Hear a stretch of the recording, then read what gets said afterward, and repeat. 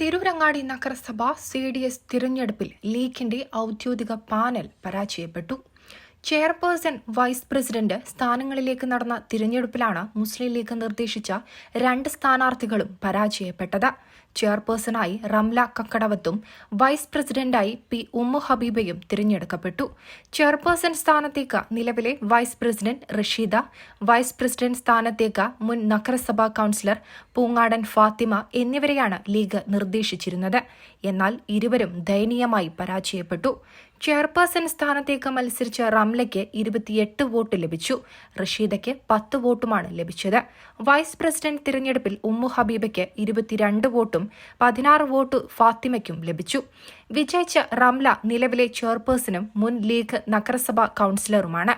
Umm ഹബീബ നിലവിലെ CDS അംഗമാണ്. ഇരുവരും ലീഗ് അംഗങ്ങൾ തന്നെയാണ്. റംല വനിതാ ലീഗ് ഭാരവാഹി കൂടിയാണ്. അയൽക്കൂട്ടത്തിന്റെ ആവശ്യപ്രകാരമാണ് മത്സരിച്ചതെന്ന് റംല പറഞ്ഞു. വീണ്ടും മത്സരിക്കുന്നോ ഇല്ലയോ എന്ന് പാർട്ടി ചോദിച്ചിട്ടില്ല.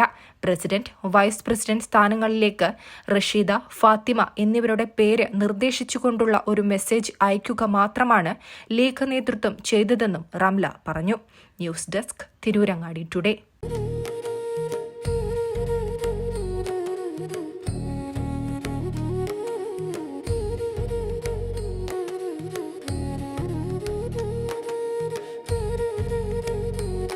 അഴക് അത് പൊന്നിൽ തീർത്ത കവിത പോലെയാണ്. മാറുന്ന കാലത്തും മങ്ങാത്ത ഭംഗി.